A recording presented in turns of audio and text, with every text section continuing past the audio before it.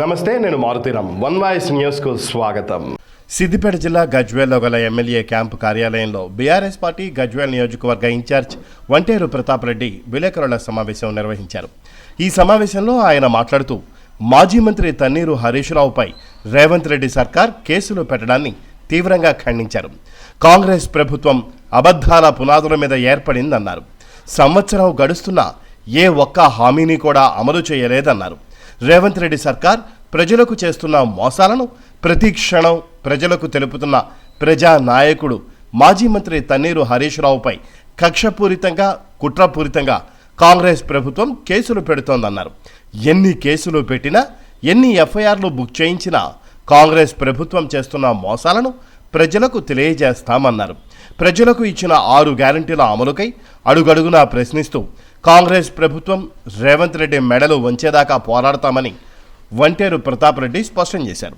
CM Revanth రెడ్డికి చిత్తశుద్ధి ఉంటే ప్రజలకు ఇచ్చిన హామీలను వెంటనే అమలు చేయాలని, లేని పక్షంలో తన పదవికి వెంటనే రాజీనామా చేయాలని వంటేరు ప్రతాప్ రెడ్డి డిమాండ్ చేశారు.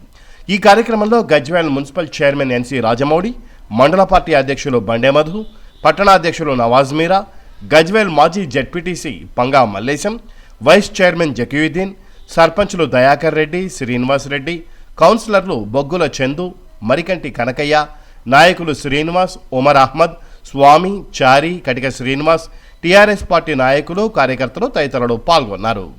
నేను హరీష్ రావు గారి పేరు మీద పంజాగుట్ట పోలీస్ స్టేషన్లో చక్రధర్ గౌడ్ పేరుతోని కంప్లైంట్ రేవంత్ రెడ్డి గారు ఇప్పించి ఎఫ్ఐఆర్ చేపించినటువంటి ఘనత రేవంత్ రెడ్డి గారు. ఇదే చక్రధర్ గౌడ్ గారు జూన్ 19వ తారీఖు నాడు డీజీపీకి కంప్లైంట్ ఇవ్వడం, నవంబర్లో ఆ కేసును విత్డ్రా చేసుకోవడం, విత్డ్రా చేసినటువంటి కేసును మళ్ళీ రేవంత్ రెడ్డి గారి ప్రోద్బలంతో పంజాగుట్ట పోలీస్ స్టేషన్లో మళ్ళీ కేసుని ఎఫ్ఐఆర్ చేయడం, దీన్ని ప్రజలు క్షమించరు. మేము తీవ్రంగా ఖండిస్తున్నాం. ప్రజల పక్షాన తన్నీరు హరీష్ రావు గారు 6 గ్యారంటీలు, రుణమాఫీ మీద ప్రజల కోసం తన పదవిని కూడా త్యాగం చేయడానికి సిద్ధపడ్డటువంటి గొప్ప చరిత్ర కలిగినటువంటి వ్యక్తి హరీష్ రావు గారు.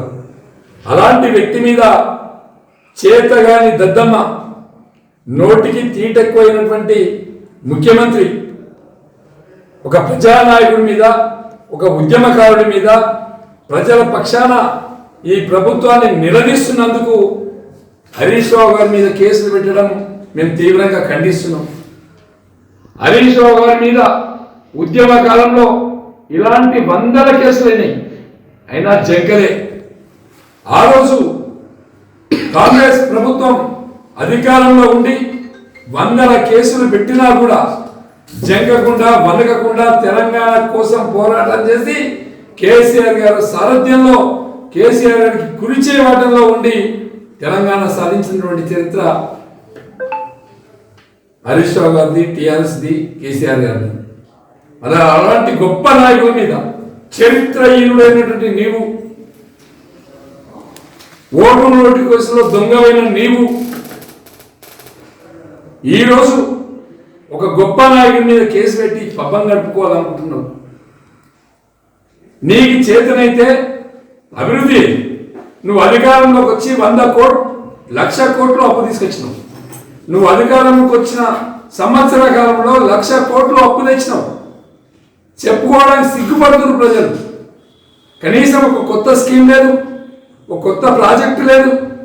అత్త సొమ్ము అల్లుడు దానం చేసినట్టు మేము తీసుకొచ్చినటువంటి థమ్సప్ ఫ్యాక్టరీని నిన్న మనం ఓపెన్ చేసుకున్నాం. మేము కట్టిన బ్రిడ్జిలు ఓపెన్ చేసుకుంటున్నాం. మేము తీసుకొచ్చిన కెనాల్స్ ఓపెన్ చేసుకుంటున్నాం. గత ప్రభుత్వం చేసినటువంటి అభివృద్ధి కార్యక్రమాన్ని సంవత్సర కాలంగా పబ్బం కాలం గడుపుకుంటున్నావు తప్ప ప్రజల కోసం నువ్వు చేసిందేంటి? నీ 6 గ్యారంటీలు ఎక్కడ పోయి?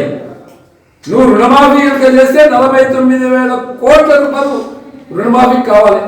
నువ్వు చేసిందంత 20,000 కోట్లు. ఎంతమందికి? గ్రామాలకు పోతే రైతులు పట్టి తరిమి కొడతారు. కాంగ్రెస్ వాళ్ళు తరిమి కొట్టే రోజులు దగ్గరలోనే ఉన్నాయి. కాబట్టి రైతులు, ప్రజలు ఇవాళ నిన్ను చీకొడుతున్నారు. నీవు ముఖ్యమంత్రిగా ఉండి నీ కుటుంబాన్ని కూడా రోడ్డు మీద తీసుకొచ్చి ప్రజలు తిడుతూ ఉంటే సిగ్గు మారి కూడా నువ్వు పనిచేస్తా ఉన్నావు. నీకు చిత్తశుద్ధి ఉంటే నువ్వు ప్రజానాయకుడు అయితే నీ మాటకు విలువ ఉంటే ఫస్ట్ నువ్వు 6 గ్యారంటీలు అమలు చేయి. ఈ 49,000 కోట్ల రుణమాఫీ చేయి. రైతు భరోసా ఇయ్యి. కూలీ రైతు భరోసా ఇవ్వు. ఆటో రిక్షా వాడికి 12,000 ఇవ్వు. ప్రతి మహిళకు 2,500 ఇవ్వు. తులం బంగారం ఇవ్వు కళ్యాణ లక్ష్మి మీద. ఎక్కడా నువ్వు ఇచ్చింది ఏమీ లేదు.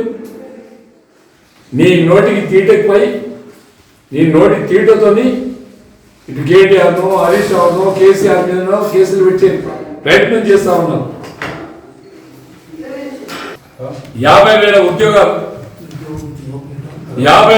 ఉద్యోగాలు ఇచ్చిమని చెప్పుకుంటావు. అది కూడా కేసీఆర్ గారు ఇచ్చినటువంటి ఉద్యోగాలే. ఉద్యోగ విద్యను అది ఎక్కడ ఇచ్చింది లేదు.